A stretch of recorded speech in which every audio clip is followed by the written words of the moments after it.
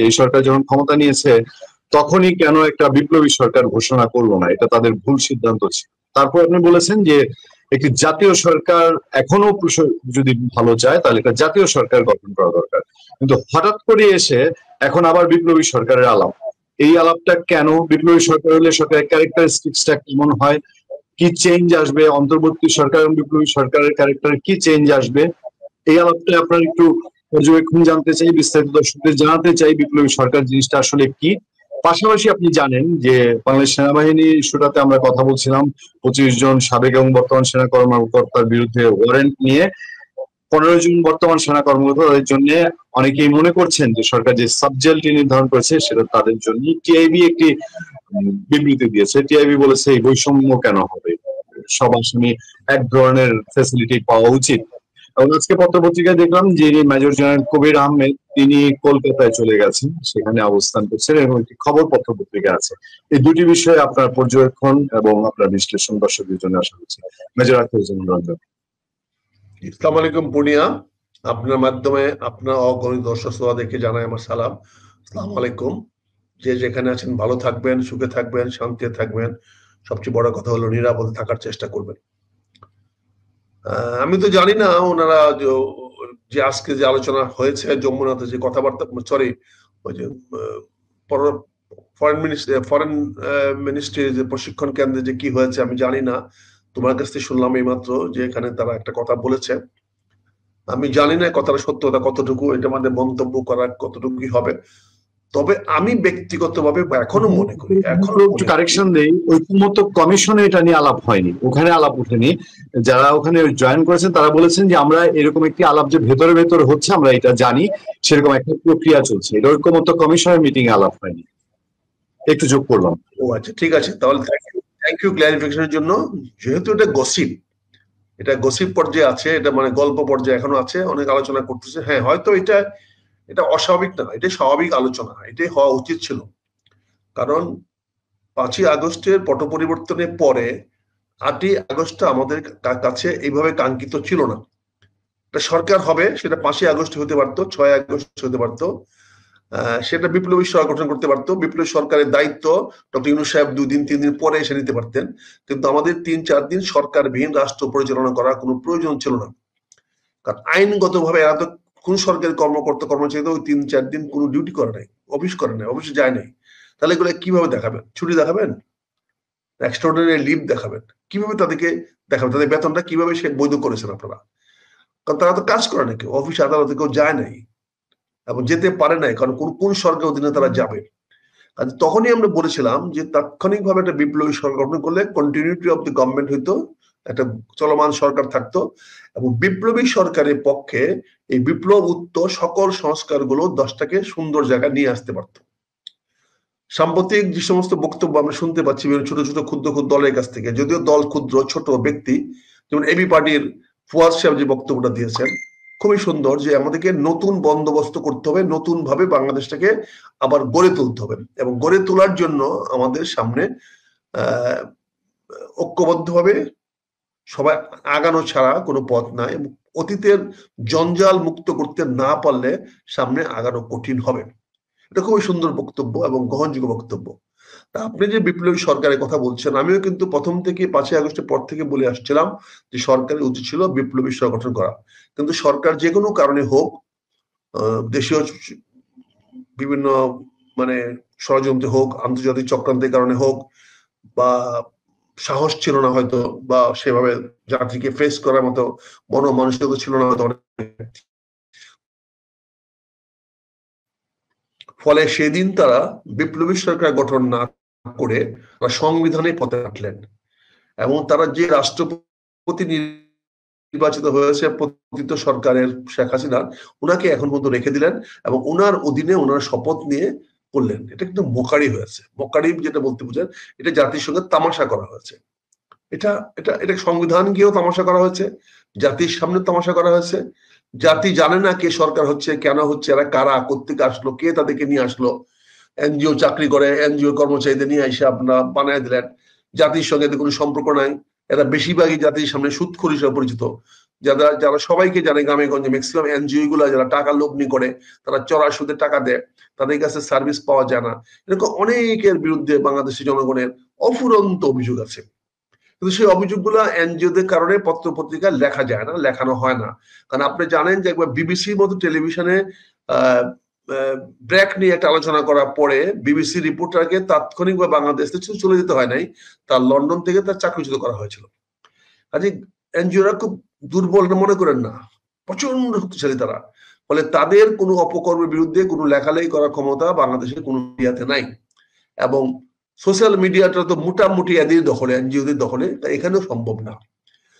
কাজেই এই এনজিওদের নিয়ে সরকার গঠন করলেন, তারপরে মানুষের একটা প্রত্যাশা ছিল হয়তো এই সরকারটা ভালো কিছু করবে ডক্টর ইউনূসের দিকে তাকিয়ে। তারপরে দু চারজন উপদেষ্টা যারা আসছিলেন তারাও ভালো ছিলেন। তারা মানে প্রথম দিকে তো brigadier Sakhawat was very promising, কথাবার্তা খুব স্পষ্ট করে বলছিলেন এবং অনেক আগাম কথা বলে বেচারা বিপদে পড়ে গেছেন। নাহলে উনি তো অবস্থাটা সঠিকই নিয়েছিলেন, উনি ঠিকই বলেছিলেন। পরবর্তীতে সবাই এই কথাটা বললেন, কিন্তু মাঝখান থেকে ব্রিগেডিয়ার সাখাওয়াতকে অনেকের চোখের অনেকের কাছে মানে উনি বিতর্কিত হলেন, ওনাকে দৃষ্টিতে উনি খারাপ হয়ে গেলেন। যাই হোক, আজকে যে অবস্থায় সে দাঁড়িয়েছে আমি জানি না কতটুকু ঐক্যমত্য হয়েছে। তিনটি কারণে আমার মনে ঐক্যমত্য হওয়ার সুযোগটা হয় নাই মনে হয় কথাবার্তা। আমরা ট্রল নিউজে দেখলাম, সেটা দেখলাম যে মাননীয় প্রধান উপদেষ্টা সাহেব প্রথম বক্তৃতা জোর দিয়ে বলছেন যে আগামী ফেব্রুয়ারিতে নির্বাচন হবেই। তো হবেই বলতেছেন কেন? তার মানে কোনো প্রশ্ন আছে নিশ্চয়ই, কেউ বা কোনো প্রশ্নের মুখাপেক্ষি হচ্ছেন যে নির্বাচন নাও হতে পারে। তো হবেই, এবং হবেই বলছেন যখন, তাহলে এখানে যদি আজকে ঐক্যমতের সবাই যদি ঐক্যমত দস্তখত না করে, জলাই সম দস্তখত না করে, তাহলে কি হবে? তাহলে কি নির্বাচন হবে? এরকম একটা পরিবেশ নিশ্চয়ই পরিস্থিতি উনি বলেছেন। যেমন অনেকে বলে না যে আমাকে একটা গ্লাসে অর্ধেক পানি আছে, অনেকে বলে গ্লাসে অর্ধেক পানি, আবার অনেকে বলে গ্লাসটা অর্ধেক খালি। এটা দুটারই একটা অবস্থা আছে। এখানে হঠাৎ করে ইলেকশন উনি ঐক্যমত্য কমিশনের মিটিং ডেকেছেন, উনি সভাপতি ডাকছেন, সেখানে তো উনি ঐক্যমত্যে কথা বলার কথা, ঐক্যমতে আসেন, ঐক্যমত হই আমরা সুন্দরভাবে নির্বাচনটা করে ফেলি, তাহলে এটাই স্বাভাবিক ছিল। তোমরা এই কথার মধ্যে একদম চাপ সৃষ্টি মনে হচ্ছে, চাপ দেওয়া হয়েছে মনে হচ্ছে যে নির্বাচন হবেই, তবে যদি আপনারা ঐক্যমত্যে সবাই মিলে আমাকে দস্তখত করে দেন, এরকম একটা কথা তো চলে আসে। কারণ কথার বৃষ্টির কথা আসে, মানুষ তো কথা বলতে গেলে একটা কথার পরে আরেকটা কথা আসে। না হলে ওখানে গিয়েই প্রথমেই উনি এটাকে দীপ্ত কণ্ঠে বলার কি প্রয়োজন ছিল, আমার কাছে মানে খুব একটা মানে বোধ দূরে নয়, আমার কাছে কিছু সন্দেহ বসে হচ্ছে। কারণ উনি অবশ্যই কথাটাকে ব্যবহার করেছেন, যেটা আমি টিভি স্ক্রোলে দেখলাম। সে অবশ্যই যখন উনি বলেছেন, তার মানে ওনার আলোচনায় নিশ্চয়ই উনি ইনিয়ে বিনিয়ে বিভিন্নভাবে বোঝানোর চেষ্টা করেছেন যে আমাদের সবাইকে ঐক্যমত্যে দস্তখত করা দরকার। কাজে উনি প্রথমেই বলে গেছেন নির্বাচন হবে সময় মতো, আর পরবর্তীতে বলেছেন সবাই দস্তখত করার দরকার। অর্থাৎ কেন দরকার? নির্বাচনটা ফেব্রুয়ারি মাসে করতে হবে। আর যদি দস্তখত না করেন তাহলে ওনার এত ইচ্ছা থাকা সত্ত্বেও উনি হয়তো এটা করতে পারবেন না। এটা যদি না করতে পারেন তাহলে ওনার সামনে বিকল্প কি? উনি তো সাংবিধানিক সরকার হিসাবে এখন উনি থাকতে পারবেন না। আমি তো আগেও বলেছি, যদি সংবিধানে যে তত্ত্বাবধায়ক সরকারের আইনটা বিলুপ্ত হয়েছিল, যেটা হাইকোর্ট করে দিয়েছে, পুনর্বাসন করে দিয়েছে, হাইকোর্টটাকে আবার চালু করে দিয়েছে, এখন সেটা সুপ্রিম কোর্টে আপিলে অবশ্যই আছে। তো 2-4-5 দিনের মধ্যে সুপ্রিম কোর্ট খুললে পরে সেখানে আপিলে যাবে, একটা রায় হবে। যদি রায়টা স্থগিত করে দেয় তাহলে তো আমি বলছি তাহলে তো নির্বাচন হওয়ার কোনো প্রশ্ন নাই, নির্বাচন ফেব্রুয়ারিতে হবে না, হওয়ার সুযোগও নাই। আর যদি উনি এটাকে স্থগিত না রাখে, যদি এটাকে আবার চালু করে দেন, জারি করে দেন যে না সংবিধানের সেই ধারাটা চালু হয়ে গেল, তাহলে তো পরবর্তী 90 দিনের মধ্যে নির্বাচন দিতেই হবে। এবং গতকালকে যখন বলেছেন, আজকে যখন বলছেন ফেব্রুয়ারি নির্বাচন হবে, তার মানে আমরা চিন্তা করতে পারতেছি যে এই ধরনের কথা হবে। আর যদি না হয় তাহলে কি হবে? তা সেখানে স্বাভাবিকভাবে একটা প্রশ্ন আসে, যদি নির্বাচন নিয়ে কোনো জটিলতা সৃষ্টি হয়, নির্বাচন সঠিকভাবে না হয়, তাহলে এই সরকার সামনে আগানোর পথ কি? কারণ সংবিধান মেনে উনি শপথ গ্রহণ করে সরকার গঠন করেছেন। অন্তর্বর্তীকালীন সরকারটা গঠিত হয়েছে এক্সট্রা এক্সট্রা মেজারমেন্ট নিয়ে, সাংবিধানিক শূন্যতার অজুহাত দেখিয়ে, নেসেসিটি অফ ডক্ট্রিনের অজুহাত দেখিয়ে এখানে অন্তর্বর্তী সরকার গঠন করার প্রক্রিয়াটা চালু আছে। কিন্তু যদি সংবিধানটা হয়ে যায়, পুনরুজ্জীবিত হয়ে যায়, যদি তত্ত্বাবধায়কের ধারাটা পুনর্বহাল হয়ে যায়, তাহলে কিন্তু আসন্ন থাকে না, তার নেসেসিটি অফ ডক্ট্রিন থাকে না। আর এই সরকার, আমি আগেও বলেছি, যেহেতু উনি বলেছেন যে ফেব্রুয়ারি পরে থাকবেন না, অর্থাৎ ওনার ডিসকন্টিনিউ করার, উনি চলমান না রাখার তত্ত্বটা বা ইচ্ছার উনি ব্যক্ত করে ফেলেছেন। তাহলে ওনার ব্যক্ত করলে ওনাকে তো আনউইলিং হর্সকে, বা উনি তো একবার সকালে এক কথা বলবেন, বিকালে আরেক কথা বলবেন, এটা হইতে পারে না। কাজে উনিও ফেব্রুয়ারি পরে থাকবেন না। তাহলে এখানে কিভাবে সরকারের কন্টিনিউটি বা সরকারের চলমান থাকবে? সেখানে আপনি যে প্রশ্নটা আনছেন যে বিপ্লবী সরকার এবং জাতীয় সরকার, আমি কিন্তু দুইটা সরকার আলাদাভাবে বলছিলাম। একটা বলছিলাম যে বিপ্লবী সরকার দরকার ছিল, এবং বিপ্লবী সরকারটা হওয়া দরকার ছিল বৈষম্য বিরোধী ছাত্র আন্দোলনের সকল নেতা কর্মীদেরকে নিয়ে। তরুণদের একটা সরকার হওয়া দরকার ছিল, তরুণরা একটা বিপ্লবী সরকার গঠন করতে পারতো, যেই সরকার গঠন করে তারা বাংলাদেশটাকে সামনের দিকে এগিয়ে নিতে পারতো। বিপ্লবী সরকারের মূল চেতনা, মূল ধারণা, মূল প্রেক্ষাপট। সেই প্রেক্ষাপটে আমি বলেছিলাম যে অগাস্ট উত্তর বাংলাদেশে বিপ্লবী সরকার করা উচিত ছিল, এবং সেই সরকারটা করা হচ্ছিল তৎকালীন আন্দোলনের সকল যোগ্য ছাত্র নেতাদের এবং বিভিন্ন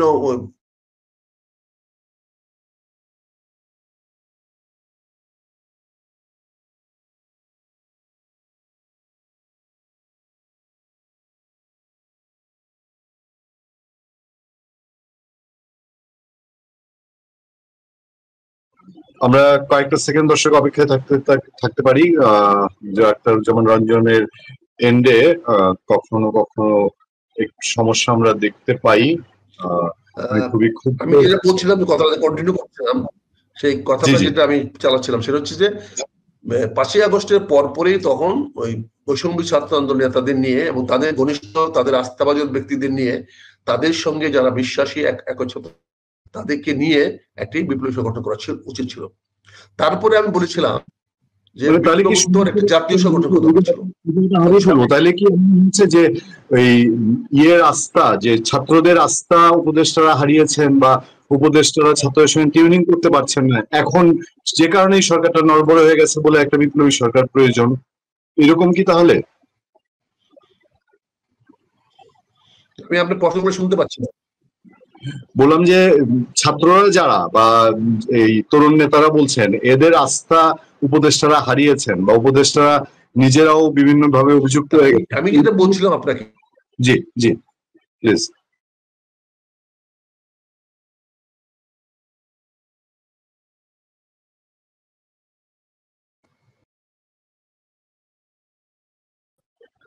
দর্শক, আমরা কথা বলছিলাম মেজর আখতারুজ্জামান রঞ্জনের সঙ্গে। তার এন্ডে তিনি সেদিনও আমাদেরকে ক্ষুব্ধ প্রতিক্রিয়া জানিয়েছেন গ্রামীণ ফোনের উপরে, সাংঘাতিক ক্ষুব্ধ ছিলেন আক্তার ভাই। গ্রামীণ ফোনের সার্ভিসের উপরে প্রচন্ড, আমি সেটাই দর্শকদের বলছিলাম। বুঝতে পারি না, আমি যে কথাটা কন্টিনিউ করছি। আচ্ছা, আপনি একটু কন্টিনিউ করেন, আপনি কন্টিনিউ করেন। আমি সেটা আবার বলছি যে যেহেতু তৎকালীন সময়ে আমি বলেছিলাম যে বিপ্লব ছাত্র আন্দোলনের নেতাদের সমন্বয়ে সকল নিয়ে একটা কথা উঠতে পারে, যারা শেখ হাসিনা বিরোধী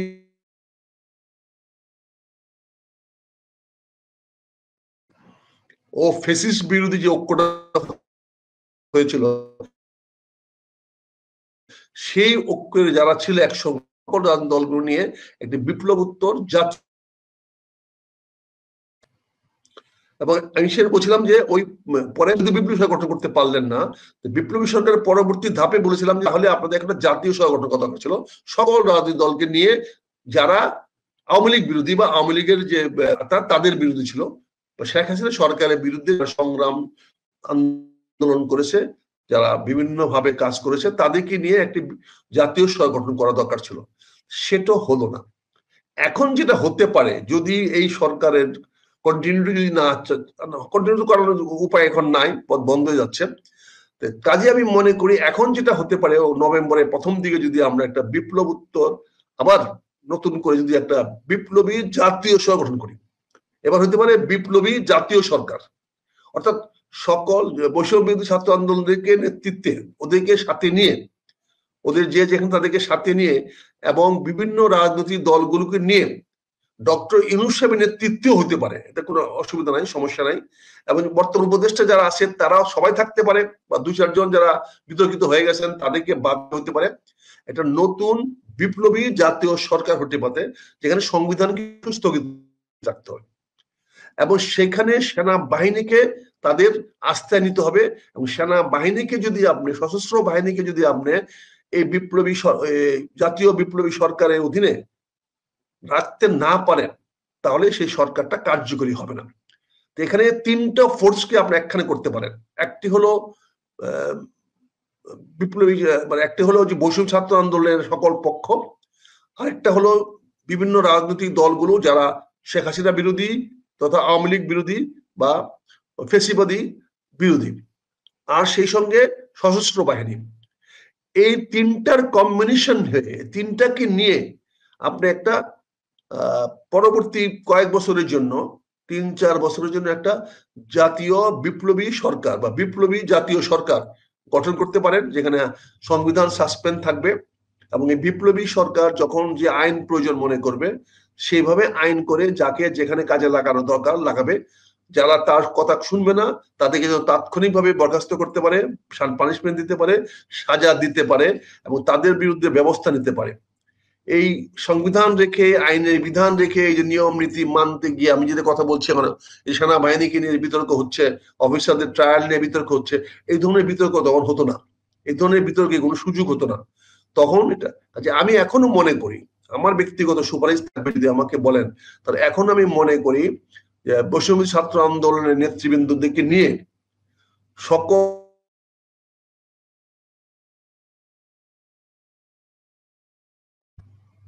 বৈষম্য ছাত্র আন্দোলনের সকল নেতৃবৃন্দ, সকল রাজনৈতিক দল যারা ওই ছিল, যারা সরকারের বিরুদ্ধে ছিল, আওয়ামী লীগ বিরোধী, যারা বিভিন্ন ভাবে আন্দোলনে প্রত্যক্ষ বা পরোক্ষভাবে শরীক হয়েছে, তাদেরকে সবাইকে নিয়ে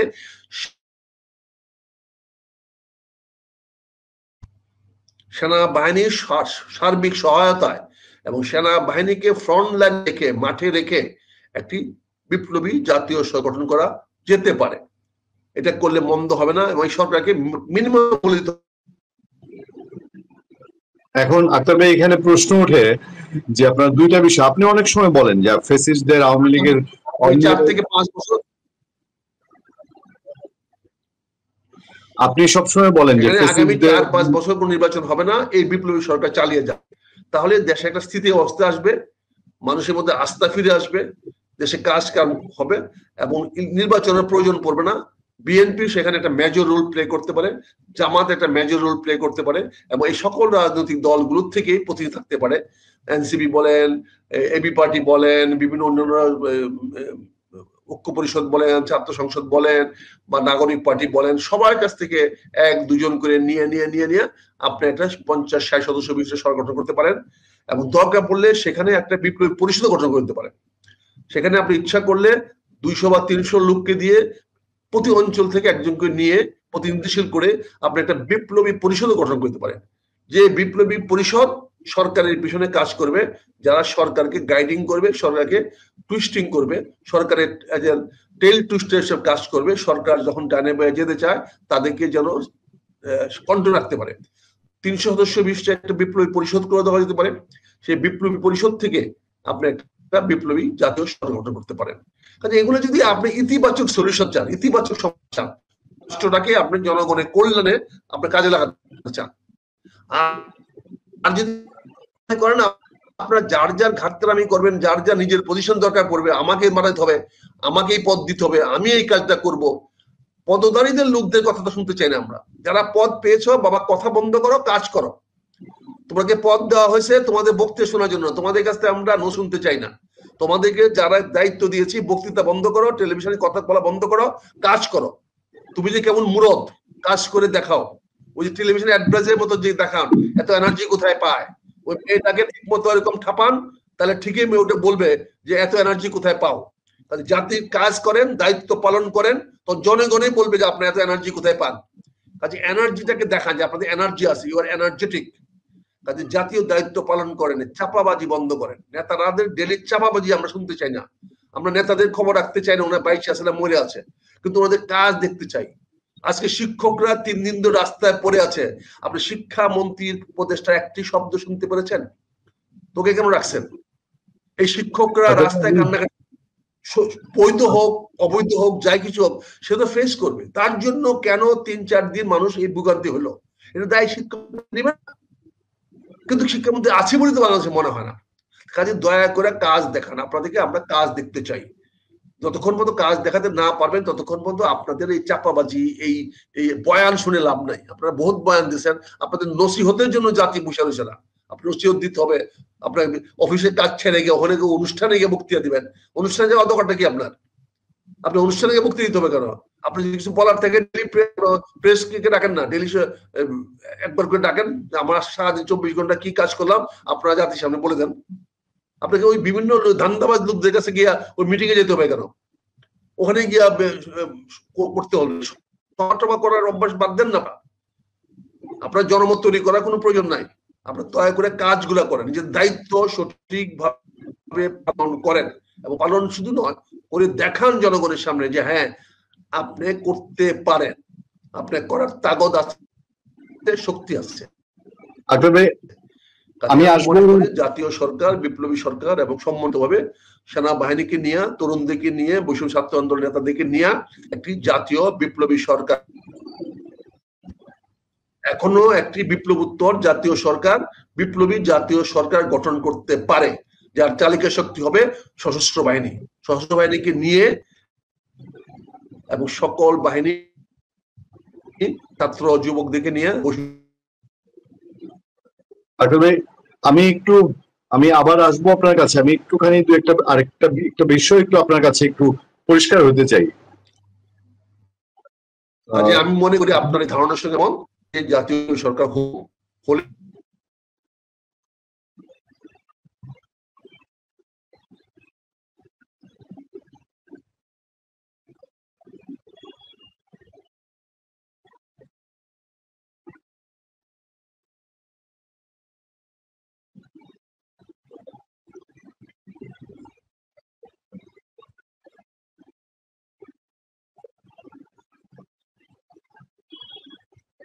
দর্শক, সম্ভবত মেজর আখতারুজ্জামান রঞ্জন আমাদের কাছ থেকে ডিসকানেক্ট হয়ে গেছেন। আমরা কথা বলছিলাম বিপ্লবী সরকার নিয়ে। আমার একটু জানার আগ্রহ ছিল মেজর আখতারুজ্জামান রঞ্জনের কাছ থেকে, যে তিনি বলছেন বাংলাদেশ সেনাবাহিনীকে অগ্রাধিকার দিয়ে এবং ফেসিবাদ বিরোধী শক্তিকে নিয়ে একটি জাতীয় বিপ্লবী সরকার। তবে আমি যে প্রশ্নটা ওর কাছে রাখতে যাচ্ছিলাম, যে উনি মেজর আখতারুজ্জামান রঞ্জন উনিও সবসময় বলেন যে আওয়ামী লীগের যারা অপরাধী তাদের বিচার করে, এবং অন্য যারা আছে তাদের সমর্থক, কারণ তাদের একটা বিশাল সমর্থক গোষ্ঠী, সো দ্যাট এই সমর্থক গোষ্ঠীকে বাকি রেখে একটি বিপ্লবী সরকার সারা দেশকে আবার কিভাবে ঐক্যবদ্ধ করতে পারবে, নাকি যে কারণে ব্যর্থ হচ্ছেন ডক্টর ইউনূস সরকার, প্রায় ব্যর্থতায় পর্যবসিত, সেই ব্যর্থতা আবার বিপ্লবী সরকারের কাঁধে আসবে, আরো একটি গোলযোগ লাগবে। এবং অনেকেই গৃহযুদ্ধের আশঙ্কা করেন, মেজর আক্তার করেছেন, এর আগে প্রফেসর কলিমুল্লাহ করতেন। সেই সব দিকে আবার দর্শকরা যাবে কিনা। মেজর আখতার হোসেন রঞ্জন আবারও যোগ দিয়েছেন আমাদের সাথে। আমরা এই মতামতটা, তবে আমি একটু 1 মিনিট আরেকটা জিনিস একটু পরিষ্কার হওয়ার জন্য, তার আগে আমি 2-3টা কমেন্টের দিকে একটু নজর দিতে চাই, শুধু জেনে থাকার জন্য। আপনার কোনো বিশ্লেষণ এখানে আমি জরুরি, আপনি প্রয়োজন মনে করলে করতে পারেন। বিপ্লবী সরকার নাকি তত্ত্বাবধায়ক সরকার, 21শে অক্টোবর সুপ্রিম কোর্টের দিকে তাকিয়ে আছে, এরকম একটি বক্তব্য।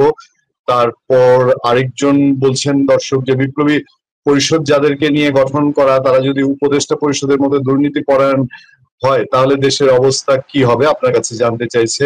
পাশাপাশি সুপ্রিম কোর্টের বিষয়টি বারবারই আসছে, বিপ্লবী সরকার নাকি তত্ত্বাবধায়ক সরকার। 31শে অক্টোবর আপনার সুপ্রিম কোর্ট তত্ত্বাবধায়ক সরকারের রায় দিচ্ছেন।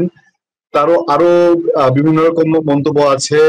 আপনার কাছ থেকে অনেকেই জানতে চান যে আপনি কিশোরগঞ্জ ইলেকশন করছেন কিনা, আমি নির্বাচন করছি কিনা জানতে চায় একজন। তারপর উপদেষ্টা পরিষদের দুর্নীতি নিয়ে মন্তব্য আছে। পূর্ণিয়া ভাইকে কেন গ্রেফতার করতে হবে বুঝলাম না, একজন বোধহয় গ্রেফতারের দাবি জানিয়েছে, আমি জানি না আমার কি অপরাধ। তারপর আরেকটা ভালো বিশ্লেষণ আছে একজনের, বিএনপি তো ছাগলের 3 নাম্বার বাচ্চার 3 নাম্বার বাচ্চা। বর্তমানে নাবালক পার্টিকে তো বিএনপি ভয় পায়। বিপ্লবী সরকার হাসি লাগে কথা শুনে, আসল কথা বলেন আক্তার ভাই। সেনা শাসন জারি হচ্ছে কি? আমি আর লম্বা করতে চাচ্ছি না আক্তার ভাই, আমি আপনার কাছ থেকে যে জিনিসটা ক্লিয়ার হয়েছে, আপনি অনেক সময় বলেছেন যে আওয়ামী লীগের অপরাধীদের বিচার হোক, আওয়ামী লীগের যারা দোষী তাদের বিচার হোক। এখন দেশের একটা বড় জনগোষ্ঠী আওয়ামী লীগকে সমর্থন করে। আপনি যদি জাতীয় বিপ্লবী সরকার গঠন করেন, সেখানে যদি এত বড় একটা জনগোষ্ঠীকে সম্পৃক্ত না করেন কোনো ওয়েতে, এবং সেনাবাহিনী নিয়ে আপনি দেখেছেন এই সরকারের সময়, আমরা বুঝি আপনি বুঝেন সেনাবাহিনীকে তারা কি চোখে দেখছেন, কি করছেন। ইভেন আসিফ মাহমুদ সজীব ভুইয়া তার বক্তব্য প্রকাশ হয়েছে, যেটা প্রকাশ করেছে হাসনাত আব্দুল্লাহ, যে সেনা প্রধান বুকে পাথর বেঁধে ডক্টর ইউনূসকে মেনে নিয়েছিলেন। এরকম একটা সিচুয়েশনে মেজর আক্তার হোসেন রঞ্জনের এখানে আজকে বোধহয় নেটওয়ার্ক খুবই সমস্যা। আক্তার ভাই যদি আবার ব্যাক করেন আমরা তাহলে আক্তার ভাই এই বিষয়টা আপনি এই বিষয়টা মতামত শুনতে পাচ্ছেন? জি, এই বিষয়টা আপনার মতামত জেনে শেষ করব আজকে। আমি আপনার কমেন্ট শুনলাম। জি, আর আমি বলছিলাম যে আওয়ামী লীগের যে সমর্থক গোষ্ঠী এত বিপুল জনগণকে বাইরে রেখে জাতীয় বিপ্লবী সরকার কতটা সফল হবে। আপনি বলছেন যে ফ্যাসিস্ট বিরোধী শক্তিদেরকে নিয়ে বিপ্লবী জাতীয় সরকার এবং সেনাবাহিনীকে গুরুত্ব দিয়ে, কিন্তু আমাদের সেনাবাহিনী নিয়ে এই সরকারের দৃষ্টিভঙ্গি সম্পর্কে সবাই জানে, সবার ধারণা ক্লিয়ার। আর আওয়ামী লীগের এত বড় একটি সমর্থক গোষ্ঠীকে বাইরে রেখে আপনি যখন একটি শক্তিশালী সরকার চিন্তা করবেন, তাহলে সেটা কিভাবে সম্ভব? আওয়ামী লীগের বিচার করেন, আওয়ামী লীগের অপরাধীদের বিচার করেন, কিন্তু তার যে সমর্থক গোষ্ঠীটা আছে তাকে বাদ দিয়ে কিভাবে সম্ভব? আক্তার ভাই।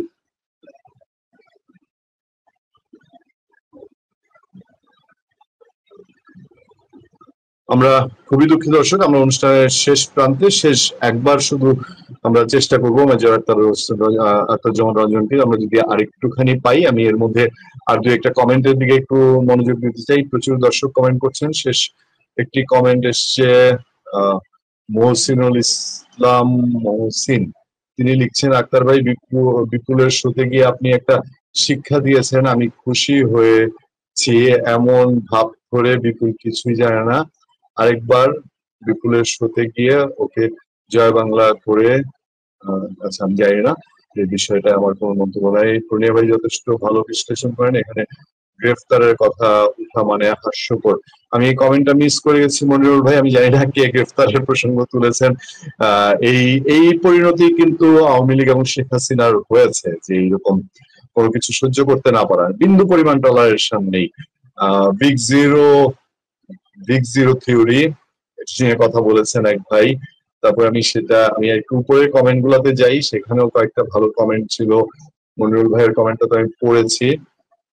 সুতরাং আমরা যেটা বুঝতে পারছি যে আসলে আমরা এখন মেজর আক্তার হয়তো টোটালি ডিসকানেক্ট হয়ে গেছেন। আমি জানি না এই বিপ্লবী সরকারের বিষয়টা আমরা আজকে অথেন্টিক্যালি শুনেছি বলে আপনাদের সামনে নিজেরাও আলাপ করেছি এবং এই আলোচনার সূত্রপাত করেছি। আমরা চেষ্টা করব এই সরকারের সংশ্লিষ্ট যারা আছেন, মানে সরকারের সঙ্গে যে রাজনৈতিক দলগুলো জড়িত, তাদের এক দুজনকে বা ঐক্যমত্য কমিশনে আছেন তাদেরকে এনে আমরা একটু রাতে আরো পরিষ্কার করতে পারি কিনা যে আদতে বিপ্লবী সরকারের যে আলাপটা উঠেছে এটা কতটা শক্তিশালী, বা কোন প্রক্রিয়া থেকে, কোন চিন্তা থেকে হচ্ছে, জানানোর চেষ্টা করব। মেজর আখতার হোসেন রঞ্জন আবারও এসছেন। আমরা দর্শকদের কাছে বিনয়ের সাথে জানাতে চাই যে আমরা আক্তার ভাইয়ের কথা শুনে আমরা অনুষ্ঠান আজকে শেষ করবো। আমরা অপেক্ষায় আছি আক্তার ভাই আপনার জন্য। আক্তার ভাই প্লিজ। এখন আপনি যেটা টিআইবি কথা বললেন সেনাবাহিনীদের ট্রায়ালের ব্যাপারে, এখানে আমি একটা বিনয়ের সাথে কথা বলতে চাই। আমি অত্যন্ত দৃঢ়তার সঙ্গে বলতে চাই, শেখ হাসিনার পক্ষে সেনাবাহিনী যে সমস্ত অফিসার কর্মকর্তারা গুম, খুন বা বিভিন্ন ধরনের রাজনৈতিক প্রতিহিংসার সাথে জড়িত ছিল, তাদেরকে দৃষ্টান্তমূলক শাস্তি আমি চাই। আমি দাবি করি তাদের বিরুদ্ধে দৃষ্টান্তমূলক শাস্তি দেওয়া হোক, কিন্তু সেই সঙ্গে আমার পথ থাকবে যেটা বৈধভাবে করতে হবে। ওরা অন্যায়ভাবে করেছিল বলেই সুযোগটা পেয়েছে। অতীতে এরকম আমরা ট্রায়াল দেখেছি, যে ট্রায়াল গুলাকে ক্যামেরার ট্রায়ালের নাম বা যে কোনো ভাবে মিডিয়া ট্রায়ালের নামে বা অনেককে আত্মপক্ষ সমর্থন করার সুযোগ না দিয়ে যেনতেন ভাবে বিচারককে দিয়ে রায় কার্যকরী করে ফাঁসিয়ে দিয়ে দেওয়া হয়েছে। আমরা তখনও সেগুলো প্রতিবাদ করেছিলাম। এখনো আমরা বলতেছি এদের ফাঁসি হোক, ফাঁসি চাই আমি, কারণ তারা এমন অনেক অন্যায় করেছে যে অন্যায়গুলোকে গ্রহণযোগ্য হতে পারে না যে কোনো রাষ্ট্রীয় মানবিক মানদণ্ডের কারণে। কিন্তু আপনি প্রক্রিয়াগুলো ফলো করতে হবে। আজকে সাব জেলের কথা যেটা বলছেন, এখানে জিনিসটা বুঝতে হবে, তারা এখন পর্যন্ত সার্ভিং, তারা চাকরিরত অফিসার, তাদের গায়ে এখন ইউনিফর্ম আছে এবং তারা কিন্তু আদালতে ইউনিফর্ম পরে যাওয়ার অধিকার তারা রাখে। কারণ আপনার তাই ইউনিফর্মটা ছিনিয়ে নেন না, এখনো তার কাছ থেকে পোশাক ছিনিয়ে নেন নাই। যদি পোশাক ছিনিয়ে নিয়ে যান তাহলে আপনি তাদেরকে পুলিশের কাছে সোপর্দ করতে পারেন। যতক্ষণ পর্যন্ত তাদেরকে চাকরি থেকে আপনি ডিসমিস না করবেন ততক্ষণ পর্যন্ত তাকে ইউনিফর্মের প্রোটেকশন আপনাকে দিতে হবে। এটা জাতীয় দায়িত্ব, এটা রাষ্ট্রাশ্বাস, এটা রাষ্ট্রীয় নৈতিকতা। কারণ না হলে সরকারি কর্মকর্তারা, সেনাবাহিনীরা আগামী দিনে যুদ্ধ করবে না, আগামী দিনে জাতির দায়িত্ব পালনে তারা জীবন দিতে আগায় যাবে না। যে অফিসার এই কাজগুলা করেছে তারা কিন্তু অত্যন্ত চৌকুশ অফিসার, তারা মেধার দিক দিয়ে কিন্তু কারো কাছে কম নয়, তারা মেধাবী পরীক্ষা দিয়ে তারা এই পর্যন্ত গিয়েছে। কাজে তাদের মেধার কোনো কমতি নাই, কারোর চেয়ে কম মেধা সম্পন্ন ওরা না। কিন্তু কথা রয়েছে তাদেরকে আপনি শাস্তি দেন, বিচার করেন, বৈধ বিচার করেন, কিন্তু আপনি যেভাবে প্রক্রিয়া করতেছেন, ব্যক্তিগত আক্রোশ মেটাচ্ছেন, এটা ঠিক না। এখানে টিআইবি যে কথাটা বলছে, টিআইবি কে আমি আশা করেছিলাম টিআইবি সত্য কথাটা বলবে। হ্যাঁ, এখানে বৈষম্য করা হচ্ছে সেটা আপনি অবশ্যই বলতে পারেন, কিন্তু কেন করা হচ্ছে সেটা তো বিশ্লেষণ করা দরকার। আপনি কি একজন অফিসারকে ইউনিফর্ম আপনি কি তাকে আদালতে নিয়ে যেতে পারেন? ইউনিফর্ম তাকে আদালতে ঢুকাইতে পারেন? কারণ তাকে তো আপনি চাকরি থেকে চ্যুত করেন নাই। সিভিলে ওয়েজ যে আছে সে তো ওয়েজ, সে তো অ্যাটাচড আছে। অ্যাটাচড মানে তাকে হেফাজতে নিয়ে আসা হয়েছে, অ্যাটাচ করা হয়েছে, অ্যাটাচমেন্ট করা হয়েছে। তো অ্যাটাচমেন্ট করা মানে তো বেতন ভাতা বন্ধ থাকবে না, অর্থাৎ তার চলাফেরার রেস্ট্রিক্টেড থাকবে, তাকে রেখে দেওয়া হবে এখানে। কাজে এইগুলো তো আপনাকে টিআইবি কে দেখতে হবে। কেন আপনারা জিনিসগুলোকে এইভাবে সেনাবাহিনীদের প্রতি আক্রোশ দেখাচ্ছেন কেন? সেনাবাহিনী সারা বাংলাদেশ টিকাতে পারবেন? সম্ভব হবে? সার্বভৌমত্ব টিকে থাকবে? বাংলাদেশ টিকে থাকবে? আপনারা সবাই মিলে তাহলে কার পক্ষে কাজ করতেছেন? কাদের সুযোগ করে দিচ্ছেন? হয়তো আপনি তাদের পক্ষে না। আপনি তো বলছি মীর জাফর হয়তো ইংরেজদের পক্ষে ছিল না, ইস্ট ইন্ডিয়া কোম্পানির পক্ষে ছিল না, কিন্তু সিরাজউদ্দৌলার ক্ষতি করতে গিয়ে মীর জাফর তো ইস্ট ইন্ডিয়া কোম্পানির হাতে ভারতবর্ষকে তুলে দিয়েছিল।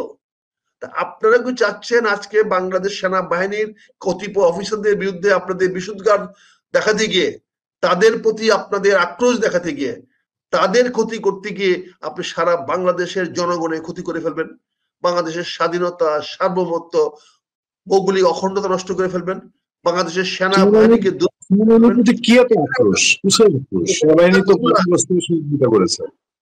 না না, এখানে আমার প্রতিবাদ। এখানে আমি ওই অফিসারদের পক্ষে নিচ্ছি না। আমি অফিসারদের ফাঁসি হলেও আমি এতটুকু দিতে পারবো না, আমি চাইবো। তাহলে আপনি কেন দাবি তুলেন না? টিআইবি কেন বলেন না তাহলে আরেকটা ট্রাইব্যুনাল সেনাবাহিনীর মধ্যে করা হোক? আপনি তো আমার আন্তর্জাতিক অপরাধ ট্রাইব্যুনাল অ্যাক্টে আরো আদালত করতে তো কোনো মানা নাই। আপনি আরেকটি আদালত সামরিক বাহিনীতে করেন, সেখানে সামরিক কর্মকর্তা দিয়ে বিচার বসান, সেখানে তদন্ত ওখানে দিতে পারেন, একটা তদন্ত সামরিক বাহিনীতে করান, পুলিশে লাগবে তো কথা নাই। অপরাধ আন্তর্জাতিক অপরাধ ট্রাইব্যুনাল অ্যাক্টের অধীনে পুলিশের কোনো কিছু করার নাই। এখানে তিনটি স্টেজ, তিনটি স্তর। একটি ট্রাইব্যুনালের বিচারক নিয়োগ, ট্রাইব্যুনাল গঠন, দ্বিতীয় হলো তদন্ত প্রতিষ্ঠান তৈরি করা বা তদন্তকারী নিয়োগ করে দেওয়া, তৃতীয়ত হলো প্রসিকিউটর নিয়োগ দেওয়া। সেই প্রসিকিউটর তো আপনি জেনারেল দিতে পারেন, আর্মি অফিসে দিতে পারেন, আপনি তদন্ত করার দায়িত্ব তো আর্মিকেও দিতে পারেন, আপনি কোর্ট তো আর্মিকে তো করাইতে পারেন, নট নেসেসারি কোর্ট জজ কোর্টের লোক লাগবে। আপনি তিনটা দিয়ে সেনাবাহিনীতে কোর্ট করে আপনি তাদের বিচার করান, তোকে বলে সেই বিচারটা প্রকাশ্যে করান, সবাইকে দেখান, কিন্তু বিচারটা ইউনিফর্ম পরে তারা বিচার আর্মির কোর্টে আসুক। যদি তারা দোষী হয় তাদের ফাঁসি হবে, যদি নির্দোষ হয় তারা তাদের চাকরিতে পূর্ণ বহাল হবে। এখানে তো তাদের মান সম্মানের প্রশ্ন না, প্রশ্ন হলো প্রসিডিউর। এখানে কাকে অপমান করলেন কাকে অপমান করলেন না সেটা বড় কথা না, প্রসিডিউর। আমি মনে করি ইউনিফর্মধারী কোনো অফিসারকে কোনো অবস্থাতেই সামরিক আওতার বাইরে কোনো বেসরকারি আদালতের বিচারের সামনে নেওয়াটা সৈনিকদের মনোবলের প্রতি আঘাত করা হবে, সেনাবাহিনীর মনোবলের প্রতি আঘাত করা হবে। দেশের সশস্ত্র বাহিনীকে দুর্বল করা হবে, জাতীয় সার্বভৌমত্ব ক্ষুণ্ণ করা হবে, দেশের অখণ্ডতাকে হুমকির মধ্যে ফেলে দেওয়া হবে। এটি হলো আমার অভিযোগ। এটার জন্য আমি দায়ী হতে পারি অভিযোগ আনার জন্য, সেটার জন্য আমার বিচার আপনারা করতে পারেন। কিন্তু আমি শেষ মুহূর্ত পর্যন্ত বলে যাব যে সেনা কর্মকর্তাদেরকে আপনি পাবলিক কোর্টে নিয়ে হ্যারাসমেন্ট করার কোনো অধিকার নাই। আর সাব জেল তৈরি করে কোনো বৈষম্য সৃষ্টি করা হয় নাই। এটাই সার্ভিং অফিসারদের প্রতি প্রপার তাদের যতটুকু পাওনা তাই দেওয়া হয়েছে, এর বাইরে কিছু দেওয়া হয় নাই। অযথা সেনাবাহিনীর বিরুদ্ধে এভাবে প্রপাগান্ডা আপনারা দয়া করে করবেন না। এটা কিন্তু এর মাধ্যমে কিন্তু আপনার ভারতের পক্ষে কাজ করতেছেন, এর মাধ্যমে কিন্তু আপনার শেখ হাসিনার পক্ষে কাজ করতেছেন। সরি আমি কথাটা বলার জন্য। আপনারা যারাই আজকে এটা নিয়ে বাড়াবাড়ি করতেছেন তারা সবাই কিন্তু প্রকারান্তরে ইচ্ছা হোক অনিচ্ছা হোক ভারতকে সাহায্য করতেছেন এবং শেখ হাসিনাকে সাহায্য করতেছেন। আপনারা হয়তো আগামীতে শেখ হাসিনা দ্বারা পুরস্কৃত হইতে পারেন, আপনারা হয়তো আগামীতে ভারত দ্বারা পুরস্কৃত হইতে পারেন। অতীতে আমরা দেখেছি এরকম কারা কি ভাবে পুরস্কৃত হয়েছে। আমরা এই দেশে অনেক কে দেখেছি অতীতে কে কি সুযোগ সুবিধা নিয়েছেন। কাজে আমি অনুরোধ করব, আপনারা টিআইবি যে কথাটা বলেছেন আমি তাদের প্রতি শ্রদ্ধা রেখে বলবো যে আপনারা আরেকটু ডিপে যান, আরেকটু বি রিয়েলিস্টিক। খালি ওই এক ধরনের কথাবার্তা বলে করেন না। টিআইবির কাছে আমার একটা বিনীত অনুরোধ থাকবে, আপনারা দেখেন, আপনার দাবি তোলেন সামরিক অফিসারদেরকে আগে বিচার করুক। 24 ঘন্টা বিচার করতে পারে। যদি প্রধান উপদেষ্টা চান 24 ঘন্টার মধ্যে সামরিক অফিসারদেরকে বরখাস্ত করা যেতে পারে। এটার জন্য এত কিছু লাগে না, just one presidential order, your service no longer required. সেনাবাহিনীর চাকরি খাইতে 5 মিনিট লাগে না, সাদা কাগজ দরকার, দস্তখত করে সিল মারে ছেড়ে দিবে, বাস, চাকরি নাই।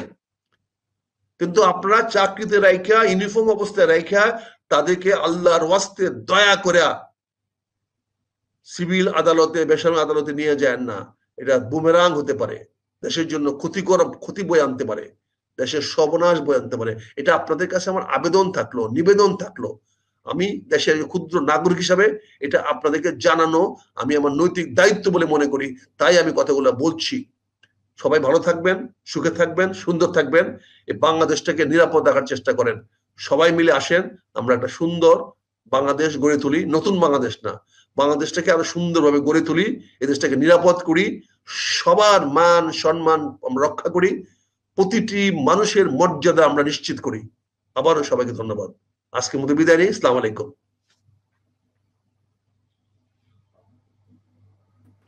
আপনার কথার সাথে শেষ একটা মন্তব্য করে শেষ করি। আমি কয়েকদিন আগে একটা আলোচনায় বলছিলাম যে আওয়ামী লীগের কোনো না কোনো একটা অংশ আনুষ্ঠানিক ভাবে একদিন এই সরকারকে গলায় ফুলের মালা দিবে এবং ধন্যবাদ জানাবে, আনুষ্ঠানিক ভাবে ধন্যবাদ জানাবে তার উপকার করার জন্য।